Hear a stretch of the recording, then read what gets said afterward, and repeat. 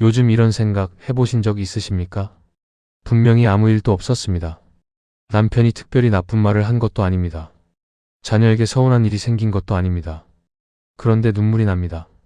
설거지를 하다가, 빨래를 개다가, 혼자 조용히 앉아 있다가, 이유도 모르게 울컥합니다. 그리고 스스로에게 묻습니다. 내가 왜 이렇게 예민해졌지? 내가 왜 이렇게 약해졌지? 내가 왜 이렇게 됐을까? 병원에 가면 의사 선생님이 말씀하십니다. 갱년기입니다. 호르몬 변화 때문에 감정 기복이 심해지는 겁니다. 그 말을 듣고 나오면서 이런 생각이 드십니다. 그렇구나. 내 몸이 문제구나. 이건 어쩔 수 없는 건가. 그런데 오늘 저는 조금 다른 이야기를 드리려 합니다. 같은 50대입니다. 같은 갱년기입니다. 호르몬 수치도 비슷합니다. 그런데 누군가는 이 시기를 잔잔하게 지나갑니다. 그리고 누군가는 이 시기에 집안이 통째로 뒤집힙니다. 그 차이가 과연 몸에만 있는 걸까요? 오늘 이 자리에서 세 분의 이야기를 들려드리겠습니다. 경기도의 52세 김 여사, 서울의 55세 박 여사, 부산의 58세 이 여사. 이 세 분은 서로 전혀 모르는 사이입니다. 사는 곳도 다르고 살아온 환경도 다릅니다. 그런데 이 세 분에게는 공통점이 하나 있었습니다. 갱년기 증상이 유독 심했다는 것. 그리고 그 원인이 뜻밖에도 집의 구조와 기운에 있었다는 것입니다. 이야기를 다 들으신 뒤 마지막에는 지금 당장 여러분의 집을 확인할 수 있는 갱년기 집 체크리스트 5가지도 드리겠습니다. 끝까지 봐주십시오. 중간에 자리를 뜨시면 안 됩니다. 경기도 수원에 사는 김 여사는 올해 52살입니다. 남편과 함께 작은 아파트에서 살고 있고 자녀는 모두 출가한 상태였습니다. 겉으로 보기엔 조용하고 평온한 노후의 시작이었습니다. 그런데 1년 전부터 이상한 일이 생겼습니다. 새벽 2시 40분. 이 시간만 되면 어김없이 눈이 떠졌습니다. 처음에는 그냥 화장실이 급해서라고 생각했습니다. 그런데 화장실을 다녀온 뒤에도 잠이 오지 않았습니다. 이상한 것은 따로 있었습니다. 그 시간이 되면 반드시 무언가가 떠올랐습니다. 20년 전 남편이 아무렇지도 않게 던진 한마디. 결혼 초 시어머니에게 받은 서운함. 아이들이 어렸을 때 혼자서 다 감당했던 기억들. 그 기억들이 새벽 2시 40분마다 밀려왔습니다. 눈물이 났습니다. 억울했습니다. 그런데 왜 억울한지 설명할 수도 없었습니다. 남편은 잘 자고 있었습니다. 세상도 조용했습니다. 오직 김 여사 혼자만 깨어서 울었습니다. 병원에서는 수면제를 처방해 주었습니다. 수면제를 먹으면 잠은 들었습니다. 그런데 수면제 없이는 여전히 같은 시간에 깼습니다. 약을 끊으면 다시 새벽 2시 40분. 김 여사는 점점 무서워지기 시작했습니다. 내가 왜 이러는 걸까? 내가 뭔가 잘못된 건가? 그분이 풍수 상담을 받으러 오신 건 그 무렵이었습니다. 저는 그 집 침실을 먼저 물었습니다. 그리고 이야기를 들으면서 3가지가 마음에 걸렸습니다. 첫째, 침대 머리 방향이 북쪽이었습니다. 둘째, 창문이 머리 바로 위쪽에 있었습니다. 셋째, 침대를 정면으로 비추는 전신 거울이 있었습니다. 이 3가지가 동시에 맞물리면 어떤 일이 일어날까요? 풍수에서 북쪽은 수기, 즉 물의 기운이 흐르는 방향입니다. 물의 기운은 감정과 기억, 그리고 과거와 연결되어 있습니다. 사람이 깊이 잠든 사이 머리가 북쪽을 향하고 있으면 무의식 속에서 감정의 파도가 일어납니다. 과거의 기억들이 수면 위로 떠오릅니다. 여기에 창문에서 들어오는 차가운 기운이 더해집니다. 새벽 찬 공기가 머리 위를 스치며 자율신경을 자극합니다. 몸이 긴장하고 얕은 잠이 됩니다. 그리고 거울입니다. 거울은 기운을 반사하는 물건입니다. 침대를 정면으로 비추는 거울은 수면 중에 기운이 빠져나가게 하고 감정을 증폭시키는 역할을 합니다. 이 구조는 갱년기 여성에게는 가장 위험한 침실 구조입니다. 호르몬이 흔들리는 시기에 공간까지 감정을 건드리고 있었던 것입니다. 저는 3가지를 바꿔드렸습니다. 침대 방향을 동쪽으로 옮겼습니다. 동쪽은 목기, 생명과 성장의 방향입니다. 새벽에 떠오르는 해의 기운이 머리를 향하게 됩니다. 거울은 옆벽으로 이동했습니다. 침대를 직접 비추지 않는 각도로 놓았습니다. 창문에는 두꺼운 패브릭 커튼을 달았습니다. 냉기가 직접 머리로 오는 것을 막기 위해서입니다. 마지막으로 침실 조명을 따뜻한 노란빛으로 바꿨습니다. 차가운 백색 등 대신 주황빛 은은한 조명으로. 3개월이 지났습니다. 김 여사에게서 연락이 왔습니다. 선생님, 신기해요. 그 시간이 그냥 지나가요. 이제 새벽에 깨도 바로 다시 잠이 들어요. 그분이 전화기 너머로 웃으셨습니다. 그 웃음이 오래 기억에 남습니다. 갱년기는 분명 몸의 변화입니다. 그런데 때로는 공간이 몸보다 먼저 흔들립니다. 공간을 바로잡으면 몸도 따라서 안정됩니다. 서울 노원구에 사는 박 여사는 55살입니다. 결혼한 지 28년이 되었습니다. 남편은 올해 정년퇴직을 앞두고 있었고 두 사람은 오랫동안 평범하게 살아왔습니다. 그런데 3년 전부터 뭔가 달라졌습니다. 저 사람이 왜 이렇게 미워질까요? 박 여사가 처음 그 말을 꺼냈을 때 저도 잠시 멈췄습니다. 28년을 함께 산 남편이 갑자기 미워진다는 것. 그분은 자신이 나쁜 아내인 것처럼 느끼고 있었습니다. 하지만 이야기를 더 들어보니 이상한 부분이 있었습니다. 남편이 딱히 나쁜 짓을 한 것은 아니었습니다. 평소와 같은 말을 했습니다. 평소와 같은 행동을 했습니다. 그런데 박 여사는 그 평소의 말이 참기 어려웠습니다. 특히 부엌에 서 있을 때, 식사 준비를 하다 보면 괜히 분노가 차올랐습니다. 냄비를 세게 내려놓게 됩니다. 혼잣말이 나옵니다. 아무도 없는 부엌에서 혼자 화가 납니다. 그분 댁 구조를 여쭤봤습니다. 부엌의 위치가 집의 북서쪽이었습니다. 풍수에서 북서쪽은 건방, 즉 가장의 자리입니다. 집안의 중심이자 남편의 기운이 깃드는 위치입니다.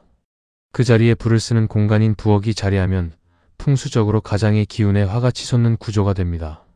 부부 사이에 불필요한 긴장과 갈등이 생기기 쉽습니다. 아내 입장에서는 주로 부엌에 서 있는 시간이 길기 때문에 그 자리에서 감정이 점화됩니다. 거기에 색감의 문제가 겹쳤습니다. 그 부엌의 상부장은 진한 검정이었습니다. 타일은 차가운 회색이었습니다. 소품들도 금속 재질이 많았습니다. 검은색과 금속은 음의 기운, 즉 차갑고 수축하는 에너지입니다. 그런데 불을 쓰는 화의 공간에 이 음기가 가득하면 두 기운이 충돌합니다. 마치 뜨거운 물과 차가운 물이 한 그릇 안에서 만나는 것처럼 감정이 들끓다가 폭발하는 구조가 됩니다. 갱년기로 이미 감정 조절이 어려운 시기에 이 구조의 부엌은 매일 그 감정에 기름을 붓고 있었던 것입니다. 바꾼 것은 어렵지 않았습니다. 우선 싱크대 선반 위에 초록 화분 2개를 놓았습니다. 목기는 화기를 흡수하고 조화롭게 해줍니다.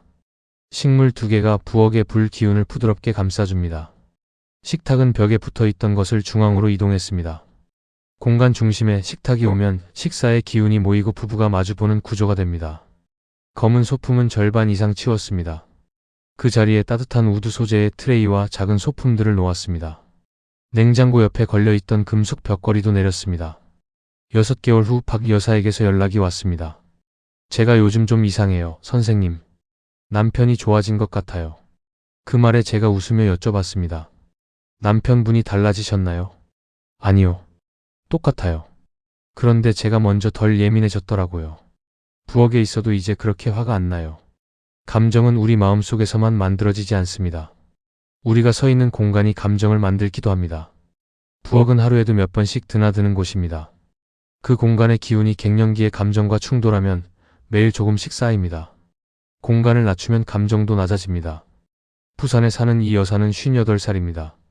큰 아이는 서울에서 살고 작은 아이도 결혼하고 나갔습니다. 남편은 여전히 일을 합니다. 그래서 낮 시간 동안은 혼자 집에 있는 시간이 많습니다. 이 여사는 어느 날 이런 말을 했습니다. 선생님, 저는 아무 일도 없는데 그냥 허전해요. 그 말이 마음에 걸렸습니다. 아무 일도 없는데 허전하다. 이것이 가장 무거운 종류의 감정입니다. 슬프거나 화가 난다면 이유라도 있습니다. 그런데 이유도 없이 그냥 허전하고 무기력한 것. 이 여사는 집안에서도 특히 나가기가 싫었습니다. 바깥에 나가도 아무 의미가 없는 것 같았습니다. 이웃을 만나도 반갑지 않았습니다. 그냥 있는 게 편해요. 아무것도 하기 싫어요. 저는 그 집의 현관을 여쭤봤습니다. 대답을 들으면서 고개가 끄덕여졌습니다. 현관 신발장이 넘쳐 있었습니다. 신발이 40켤레 넘게 있었습니다. 신발장 안에 들어가지 않는 신발들이 바닥에 줄지어 있었습니다. 현관 조명은 하나였는데 전구도 오래되어서 어두침침했습니다. 거울은 없었습니다. 바닥 매트는 낡은 지 오래된 것이었고 색도 어둡게 발해 있었습니다. 문을 열면 어두운 공간, 신발들이 가득한 공간, 빛도 없고 거울도 없는 공간. 현관은 집 안으로 기운이 들어오는 입구입니다. 풍수에서는 현관을 기문, 즉 기운의 문이라고 부릅니다. 이 문이 막혀 있으면 어떻게 될까요? 바깥에서 좋은 기운이 집 안으로 들어오지 못합니다. 사람의 기운도 집 밖으로 나가려 하지 않습니다. 그리고 갱년기 이후에는 몸의 순환 자체가 느려집니다. 혈액순환, 호르몬 순환, 감정의 순환이 모두 둔해집니다. 그런 시기에 현관까지 막혀 있으면 그 정체감이 더 깊어집니다. 아무것도 하기 싫다는 느낌, 밖에 나가고 싶지 않다는 느낌, 삶이 멈춰 있는 것 같은 느낌. 이것이 단순한 우울감이 아닐 수 있습니다. 공간이 그 감정을 만들고 있을 수 있습니다. 이 여사 댁 현관에서 한 일은 이렇습니다. 우선 신발을 대대적으로 정리했습니다. 오래된 것, 안 신는 것, 낡은 것을 모두 내보냈습니다. 신발장 안에 깔끔하게 들어갈 수 있는 수만 남겼습니다. 조명을 교체했습니다. 밝고 따뜻한 노란빛 조명으로 문을 열면 환한 빛이 가장 먼저 보이도록 작은 원형 거울을 달았습니다. 현관 거울은 기운을 집 안으로 반사해 드리는 역할을 합니다. 크지 않아도 됩니다. 작아도 충분합니다. 낡은 매트는 버리고 밝은 베이지 색의 새 매트를 깔았습니다. 그리고 작은 화분 하나. 현관에 생명의 기운을 더했습니다. 2달이 지난 후 이 여사에게서 연락이 왔습니다. 선생님, 이상하게도 요즘 자꾸 밖에 나가고 싶어요. 그 목소리가 달라져 있었습니다. 친구한테 연락도 하고 산책도 나가고. 왜 이러는 걸까요, 제가? 저는 웃으며 말했습니다. 현관이 열렸기 때문입니다. 현관이 열리면 사람도 움직입니다. 기운의 문이 열리면 삶도 다시 흐르기 시작합니다. 지금까지 3분의 이야기를 들으셨습니다. 김 여사의 새벽 불면, 박 여사의 부부 갈등, 이 여사의 이유 없는 허무감. 3분 모두 스스로를 탓했습니다. 내가 예민해서, 내가 약해서, 내가 문제여서. 그런데 실제로는 그렇지 않았습니다. 공간이 그분들의 감정을 만들고 있었습니다. 그리고 공간을 바꾸자 삶이 달라졌습니다. 이 이야기의 반전은 여기서 끝나지 않습니다. 많은 분들이 갱년기를 인생의 하락기라고 생각하십니다. 젊음이 끝나고 기운이 빠지고 내려가는 시기. 그런데 풍수적으로 바라보면 이 시기의 의미가 전혀 다릅니다. 50대 이후는 기운의 전환기입니다. 몸 안에서 기운의 재배치가 일어나듯 삶 안에서도 기운의 재배치가 일어납니다. 이 시기에 자연스럽게 정리가 됩니다. 맞지 않던 사람이 멀어집니다. 오래된 물건들이 눈에 밟힙니다. 불편했던 관계가 정리됩니다. 이것은 상실이 아닙니다. 재편입니다.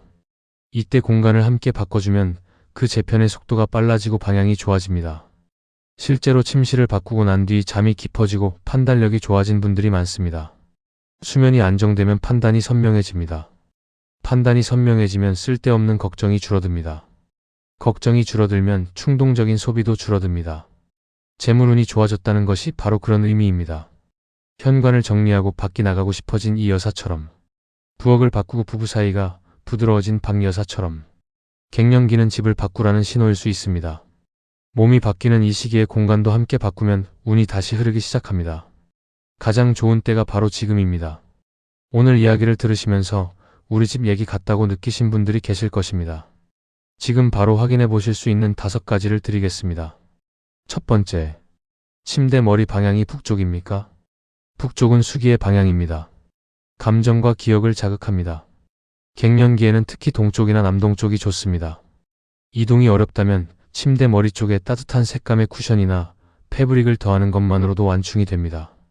두 번째, 거울이 침대를 정면으로 비추고 있습니까?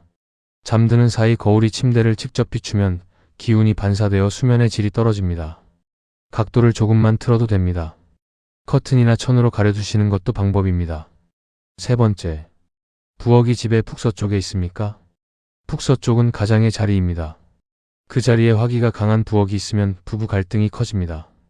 초록 화분 2개, 따뜻한 소품으로 부드럽게 보완하십시오. 네 번째, 현관이 어둡고 물건이 많습니까? 기운의 입구가 막혀 있으면 몸과 마음도 정체됩니다. 오늘 당장 신발 10켤레만 정리하십시오.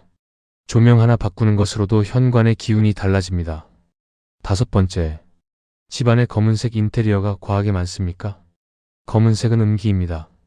갱년기처럼 기운이 내려가는 시기에 음기가 강한 공간은 우울감과 무기력감을 키웁니다.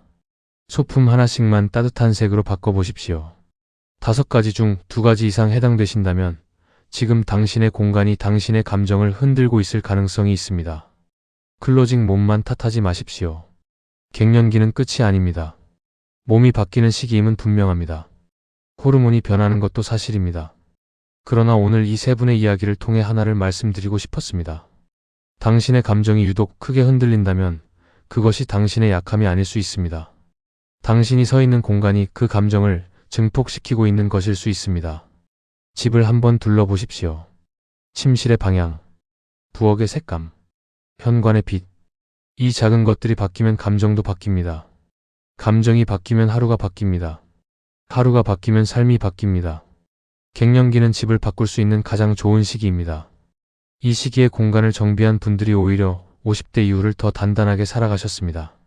지금 이 영상을 보고 계신 여러분, 요즘 잠이 자꾸 깨신다면, 괜히 예민하고 눈물이 난다면, 이유도 없이 허전하고 무기력하다면, 몸만 탓하지 마십시오. 집을 한번 살펴보십시오. 오늘 이야기가 마음에 닿으셨다면 댓글에 한 줄만 남겨주십시오. 우리 집도 그래요. 침대가 북쪽이에요. 현관이 어두운 것 같아요. 그 댓글 하나가 같은 시기를 지나고 있는 다른 분에게 큰 위로가 됩니다. 그리고 여러분 중에 더 구체적으로 상담을 받고 싶으신 분, 우리 집 어느 방향이 문제인지 알고 싶으신 분은 댓글에 상담이라고 남겨주시면 제가 직접 확인해 드리겠습니다. 오늘도 끝까지 봐주셔서 감사합니다. 당신의 50대가 지금부터 진짜 시작입니다.